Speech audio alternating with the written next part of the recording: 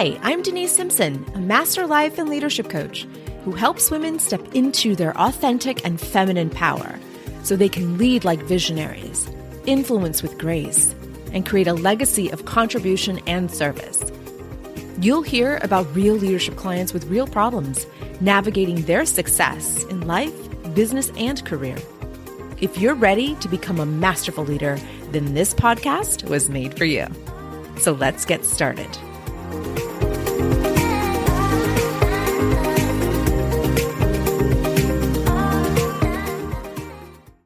Welcome, leader. Let's get to this very important conversation regarding the broken rung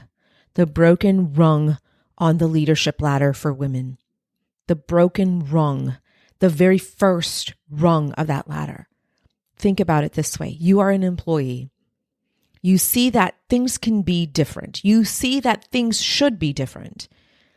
You start outperforming your teammates. You start providing your recommendations, maybe suggestions to your leader. You are contributing to the performance of the department. You are probably outperforming many other people in your peer group. You are an employee. So you don't have a formal title to lead. You have a title as whatever you are as the employee today, but you don't have a formal title of leadership or maybe manager or supervisor or director. And you, my friend, are excited about the potential to become a leader in the organization. And for me, the first rung of leadership looks like management, looks like supervision, looks like a director position, looks like an opportunity where you answer to yet another layer of leadership. So that broken rung is that first rung that we step from employee to some type of management or leadership role. That is the broken rung that I want to talk to you about today. This is such an interesting analogy of the broken rung, right? So we've got this grand ladder, okay? And we're looking from where we are to the top of that ladder. And you've got maybe 3 or 4 rungs on that ladder all the way to the executive suite. Sometimes it's more depending on how big your organization is and what industry you are in. And sometimes it's just a hop or a skip away from a C-suite or an executive position. But nevertheless, the broken rung exists no matter where you are, no matter what industry you are in. Some industries, it's a little harder. Some industries, it's a little more open. I always think of the education industry. I'm looking at K through 12th grade. I'm looking at the amount of women in education who are serving our students, our children in our communities. It is dominated by female representation, right? So there, for example, you may see more women in leadership. You may see more women in the executive ranks of a school district. Then you look at perhaps maybe the nursing industry. For many, many decades and generations, I would even say, were dominated by women. My mother was a nurse. All I saw was females in a nursing role. And the physicians were males. That's what I saw growing up when I would visit my mom at the hospital while she was working, when I heard about her communicating in regards to her peers and her leaders being the physicians that she answered to. So although that's, I think, changing in my generation, I'm getting to see more males in the nursing industry. Thank goodness, right? We're having some equity in some of these industries. But then you have an industry like technology. And in technology, perhaps you have more male dominated, right? Perhaps it's more represented by men instead of women, and much less women of color. And so it depends on your industry. So I want for you to look at your current industry. Where are you in your industry? Are you at the employee level of this industry? Or are you at that first rung on that leadership ladder? Or perhaps you're in the executive suite at this point. Where are you in regards to your industry and in your career? Many of us will stay in a career without seeking leadership opportunities because it's not our jam. It's something that just doesn't interest us. And there's so much research that shows those emerging leaders that are under the age of 30 are so discouraged to step into leadership. They don't even want to get on that first rung of that ladder. They don't even want to look at the ladder. They're like, no, thank you. You all have done this so crappy. I'm not interested in sacrificing my soul for this organization because I don't see myself here long term.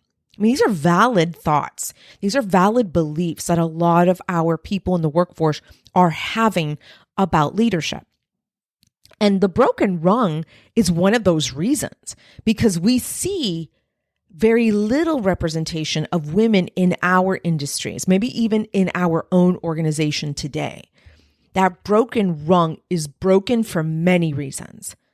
Let's just talk about why it's broken for women of color, and LGBTQIA+ women, why it is broken for us and not for our male peer. So there is this McKinsey and Company report. They do this every single year. It's Women in the Workplace report, and they collaborate with the Lean In Foundation. And what they do every single year is they poll thousands of women across various industries. And they're asking them questions about the workplace. They're asking them questions about their beliefs, their thoughts, their desires, their wants, their reality. Let me be very clear. These surveys are designed to get the survey participant thinking about their own experience. So it's obviously subjective in that regard. But when we compile all the data, and we've surveyed thousands of women, well, we come up with some interesting results. It's like, why are we all experiencing the same things?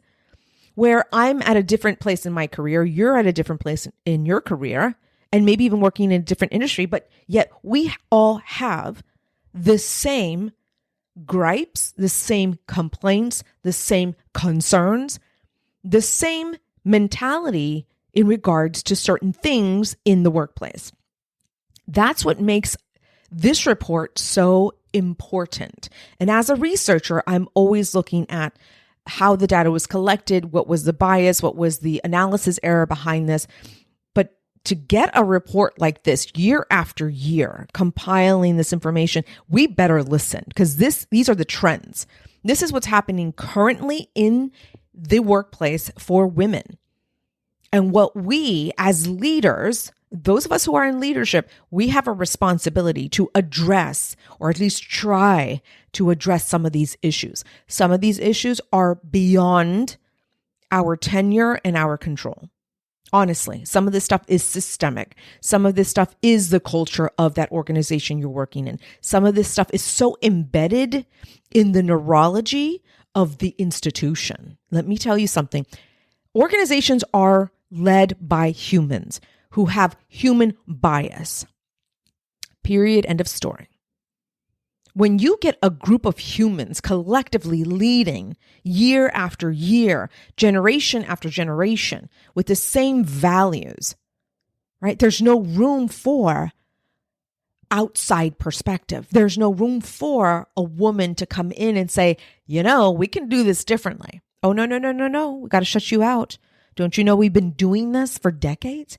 Don't you know this is how the CEO likes it? Don't you know that this is what we have always done? So when you are trying to have a DEI effort, a diversity, equity, and inclusion policy, or an effort or a campaign, good luck. Good luck trying to change the neurology from the inside out of an institution. It's very interesting when it comes to change. And what I'm talking about today is changing the broken rung for women on the path to leadership. And so that broken rung for the 8th consecutive year, right? This has been reported for 8 years in a row through McKinsey Company and the Lean In Foundation. For the 8th consecutive year, a broken rung at the first step up to manager is holding women back. This is what they have in the report. For every 100 men who are promoted from entry level to manager, only 87 women are promoted. And only 82 women of color are promoted. So it continues to say, as a result, men significantly outnumber women at the manager level. And women can never catch up. So there's many reasons. There are many reasons, many variables for why for every 100 men who are promoted from entry level to manager, only 87 women are promoted and only 82 women of color are promoted. There are many variables. And we can make some implications today. We can assume some things. We can talk about if you are in this situation right now where you are an entry-level employee and wanting to go into management, we can talk about the problems that you're having, but I'm more interested in how we can solve this in our institutions. I'm not talking about for the entire female gender in the workplace. That's too beyond. I cannot see too far out into the entire workplace of the United States for women. Cannot do that. But what I can help you do is look at your current situation, what is within your control today. What would you like to do to help solve this problem? Because it's important that if you are interested in promoting, in stepping onto that first rung on that ladder, that we start looking for solutions. We can stay with problems for an eternity. This is why a lot of things don't get changed, because we're stuck on the source of the problem. There are lots of problems in this particular scenario, but I would rather spend this time focusing on solving for this problem of the broken rung. Now listen, I'm going to throw out some solutions. They may not all work for you, but I want to get us to start this dialogue, this conversation of the broken rung, because it's important that we find self-awareness around what's happening in the workplace for women today, right now. I want to also look forward. We're forward thinkers as leaders. We're solution finders. We are not harping on the past. We cannot harp on those problems. They're there. We know them. We have self-awareness around them. And now we can look forward to solutions. So are you with me? I hope you are with me, because I have some ideas that we can implement now. So if you do this in your institution, she does this in her institution, she then does it in her organization, or maybe in her small business or medium-sized business. I do it in my business. We can all come as a collective in helping solve this problem in our individual spheres of influence, right? Doesn't that make sense? Let's start today with what we can control. And that's what I want to present to you today. So before we talk about solutions, let's talk about some thought errors that may come up for you. And one of these is really critical. One is, why should I help another woman? No one helped me on the way up. I was doing an Instagram live one day, and I talked about helping another woman on her journey, looking back and helping someone on their journey. So whether you're 1, 2, 3 steps ahead of the woman, you look back and you look at those who are trying to climb that mountain, right? You look at those who are starting their journey. And the person who has deep gratitude for what they've experienced will be able to look back and say, I can help you, sister. What can I help you with? Is it mindset? Is it a skill that you're missing? Actions or habits that you need? I've been there. I may just be 3 steps ahead of you, but I can help you. but it comes from a place of gratitude. And I've talked about gratitude coming with this energy of sacrifice and hardship, right? Looking back and going, whew, I have become a different woman because of what I just went through. And wow, I'm grateful for who I am today because of it. So I want to help someone else that's behind me. So this woman on the Instagram Live said, I'm not going to do that. I'm not going to sacrifice myself for anybody else. What?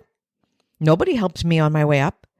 I thought, okay, you need my coaching and we need to talk privately because this tells me everything about that person. It told me everything about her hardship and her sacrifice and that she's still dealing with it. There's so much resentment and bitterness. And what I would have done during coaching with her privately, it would have been a powerful reframe for her so that she could find herself in a place of gratitude, deep gratitude and appreciation. Because when you feel gratitude for what you just overcame, see, that's the thing. She's missing that component. She didn't know what she had to overcome. She still thinks she's sacrificing. She still thinks she's in the trenches. But she's now in a position where she can look back and say, holy crap, that was rough. And thank God I went through that and I'm now here a better person because of it. But if I can help somebody else, how can I give to somebody else? How can I share my learnings with somebody else? That's what I'm talking about here. So if that thought comes up, why should I help another woman? No one helped me on my way. Stop and think about where you're at with whatever experience you just had. Are you in a place of resentment? Are you in a place of bitterness? Or have you used the powerful reframe that I just shared with you in that I'm here, I had to become a whole other person to be here today talking to you about it. And guess what? I have a story to tell. I have lessons to share because if somebody else is behind me and she is needing the same support that I didn't have, let me help her on her journey. Let me make it easier. Let me remove the obstacles from her path because I've been on that path. I know what she's about to face. That's the energy that I want for you to come into this conversation with. So when you're looking for solutions, careful when your brain wants to say, well, nobody helped me. And that may be true. Nobody helped you, but did you ask for help? And if you did ask for help and nobody helped you, that may be true too. But how is that serving you today? How is that serving you from contributing to our society, to our culture, to the collective consciousness of women leaders? How is that serving us all? It's not. And so this is an approach where I want for you to project outward instead of staying inward in your mind. I want for you to look outward as to who you can help next on your journey. So be careful with that thought error. I did think of another thought error that I've heard before, and it is no one cares in my organization. It will fall on deaf ears. That may also be true. Leaders have a whole lot of duties and responsibilities. They have their own campaigns. They have their own stakeholders that they have to answer to, and you're included in that bunch of stakeholders. But there are other things that they may be pressured to do right now. So if you present some type of solution, maybe it's just a change in how people are seeing a certain process, right? Or maybe you want to add another process to a hiring process that you're noticing in your department, right? So you've got lots of solutions, you've got great ideas, you've spent some time in ideation, and now you want to express them to your leader. But your thought is, no one cares. He won't care. She won't care. Why bother? It's going to fall on deaf ears. I get that. And that could be true. So that should not stop you from opening your mouth and expressing an idea.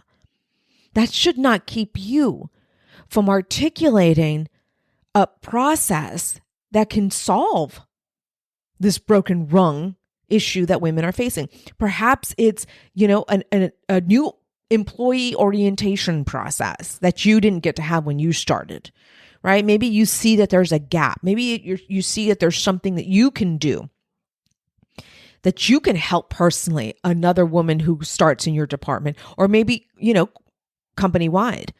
And that could be a mentorship program where you mentor another woman who's coming into the organization. You get to apply value. You get to add value. And that's how when we're looking at solutions and we're finding solutions for a problem, we're looking at our current abilities. What am I able to give? What value can I add? What more can I add? And so it's important that we start looking at our contributions in the organization as for the collective, for the greater good, not just for you, my friend. So again, those are two thought errors that may come up for you. One is, again, why should I help another woman? No one helped me on my journey. And the second one is, no one cares in my organization. My leader doesn't care. He doesn't care. She doesn't care. It's going to fall on deaf ears. Be careful with those thoughts that your brain is going to present you when you start thinking of solutions for the women behind you, for yourself even. Because you may be entry level right now and you want to step on that rung, but you aren't able to because you don't see representation that looks like you. You don't have other women in your organization or in your proximity. So you don't know what the model of excellence is. It could just be male-dominated leaders, and you don't have that as a perspective. So if it is you that we're talking about, start helping yourself find solutions for this broken rung issue that we're all facing. All right, my friend, let's talk about solutions to the broken rung issue. Again, we're looking at you. We're looking at your organization right now.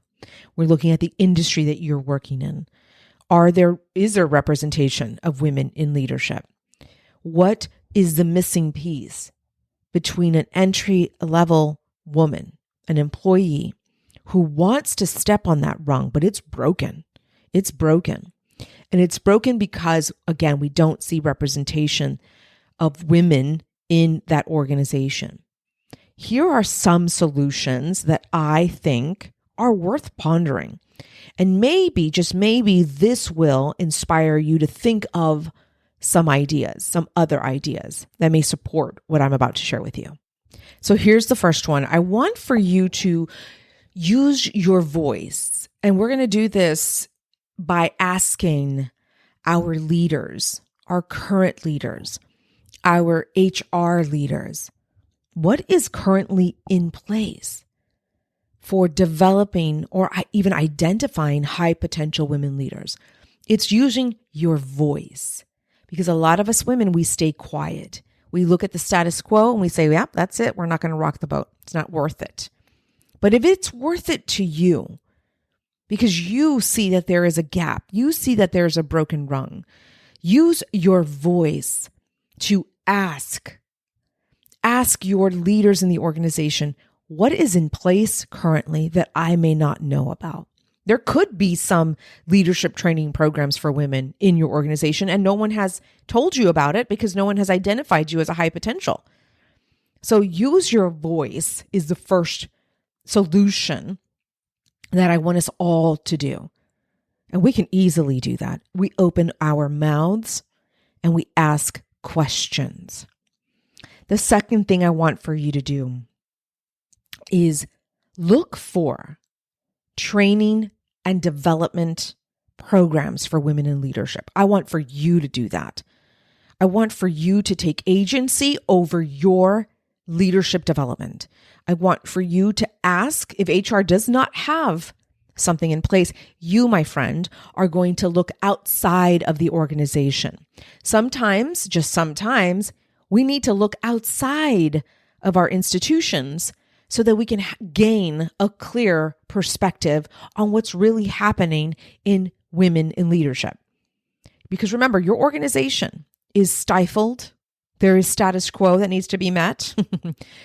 It could not even consider innovation. It may not even have DEI efforts or campaigns, right? I want for you to look outside of the organization for a clear perspective on what your needs are. So you, my friend, take agency over your future by looking for leadership, training, coaching, development programs for women leaders. The next thing I want for you to do is look for mentorship opportunities.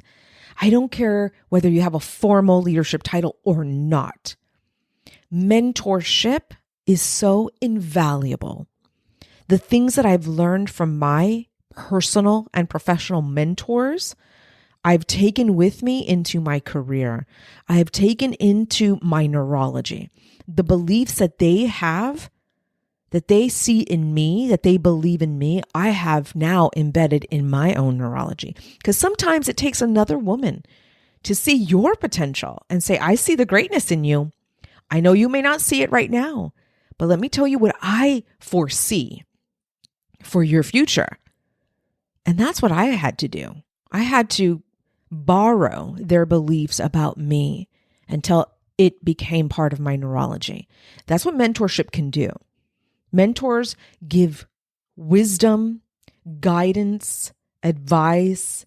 They talk about their journeys. You approach them with an inquisitive, curious brain. You ask them questions about how they have overcome certain challenges, how they pursued their leadership opportunities.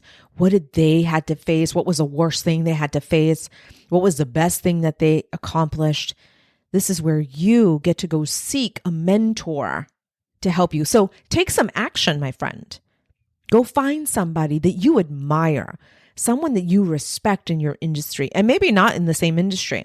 Maybe someone who is doing amazing things in leadership or in, your hobbies or your personal interests, and get to know them and get to know their mindset, get to know what skills they had to build, get to know their habits of a high-performing leader.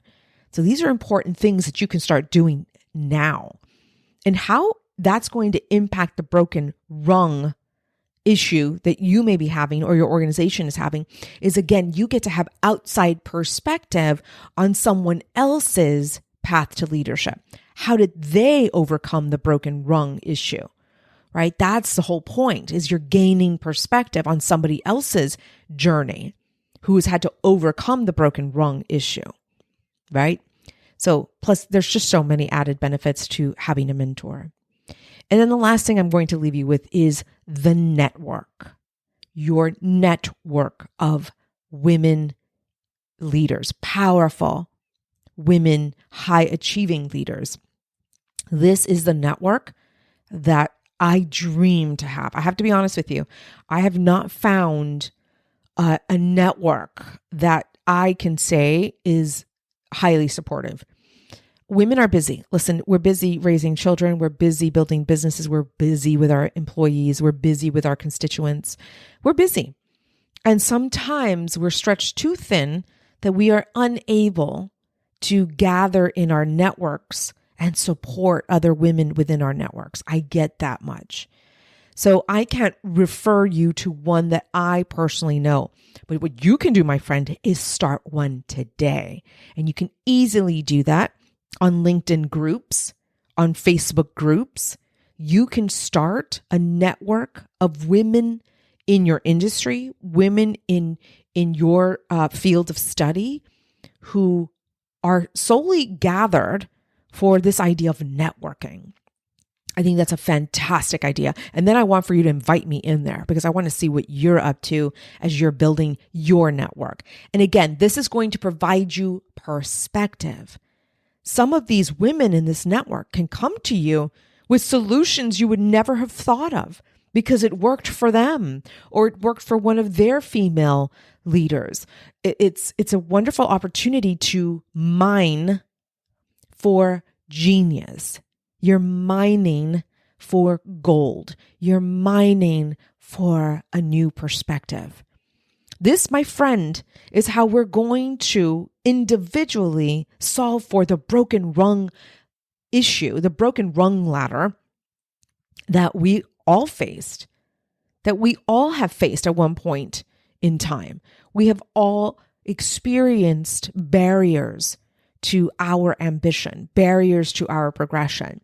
And so what all of these ideas that I shared with you, solutions that I've shared with you, it's all to help solve this problem for you. And if you are a woman leader who's at the top of the food chain right now, I implore you to look back at your own journey. how you had to overcome that broken rung on that ladder. And let us help another woman on her journey. Let us help women who are behind us in our industries, because we have perspective, because we have the solutions to all of our challenges. Listen, it's up to us to keep this broken rung broken, or we can do something about it collectively. All right, my friend, I'm wishing you a wonderful time in ideation, getting juiced up, excited, and committed to yourself and to helping solve this problem for our women in the workplace. We need more women in leadership, and this is a critical step to getting more women on top. So I'm here for you. I know you're here for me. Let's gather together and create some more ideas. All right. Take good care. Have a wonderful week ahead. Bye for now. Hey, leader, do you want weekly leadership tips, coaching, and training straight to your email inbox? Yeah, I thought so. Head over to drdenisesimpson.com/leadership. Again, that's drdenisesimpson.com/leadership. Just submit your name and your email address, and we'll get started right away. I look forward to serving you inside your email inbox. See you soon.